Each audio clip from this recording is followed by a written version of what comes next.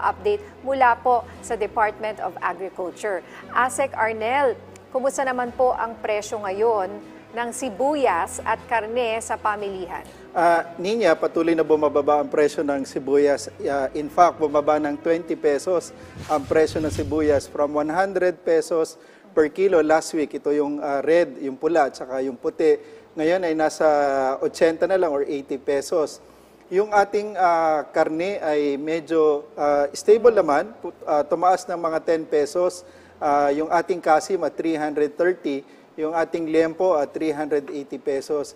Isang magandang balita rin niya, yung ating presyo ng bigas ay nararamdaman na natin na unti-unti nang bumababa. Nakakakita na tayo ng 45 hanggang 48 pesos para sa regular at well-milled. At inaasahan natin na magiging stable pa yung presyo ng bigas dahil malaki na rin yung binaba ng presyo sa international market.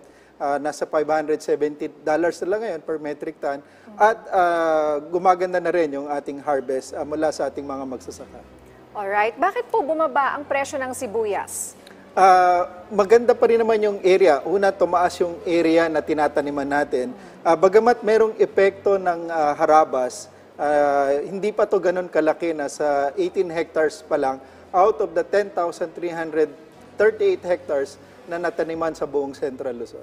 So maliit na bahagi lang yan. Kasi konektado po dyan yung tanong mula sa ating kasamahan sa media na si Bella Cariaso ng Manila Times. Gaano daw po karami ang apektado ng harabas na ito, itong armyworm na kung tawagin, no?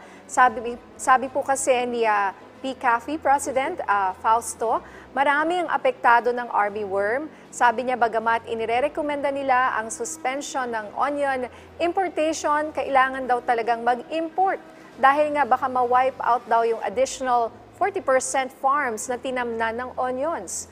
Ano raw po ang target harvest natin this year? Ninya, ibalik uli. Yung total dito lang sa Central Luzon, more than 10,300 hectares yung nataniman ngayong taon. Tumaas ito ng almost 40% from 7,000 nung nakaraang taon. At base dun sa datos na nasubmit sa amin, 17.8 hectares yung totally damaged at about 2,400 yung partially damaged with still chance of recovery. So, base sa datos na to, ay hindi pa ganun kalaki yung na-damage. Bagamat patuloy yung ating tinatawag na monitoring at yung ating Regional Crop Protection Center ay nakikipag-ugnayan sa ating mga magsisibuyas para siguraduhin na tulungan sila na hindi lumala yung epekto ng harabas. So makikipag-ugnayan din kami kay Ginoong Danny Fausto at sa buong PCAFI kasama ang ating kalihim para tiyakin. Kasi nga nirekomenda nila before na wag mag-i-import dahil malaki yung area na nataniman hanggang May at posibleng ma-extend ng July. At kung kinakailangan ng mga pagbabago sa desisyon, ito ay pag-uusapan at magkakaroon tayo ng tamang desisyon pagdating ng panahon. So nung una, huwag daw tayong mag-import, tapos ngayon gusto na nila tayong mag-import dahil nga po dito sa sinasabing harabas. Pero ang sabi niyo po, hindi naman ganun kalaki yung apektado. Kaya kailangan ba mag-import or hindi?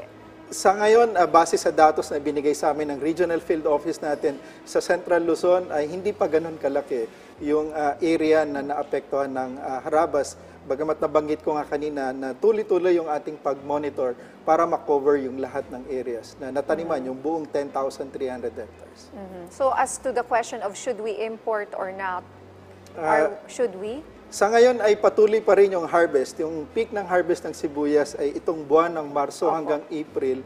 So at this time siguro, titingnan muna natin yung kabuuan ng harvest season bago magkaroon ng rekomendasyon ng pag-i-import ulit sa ating kalihim. So assess po muna natin.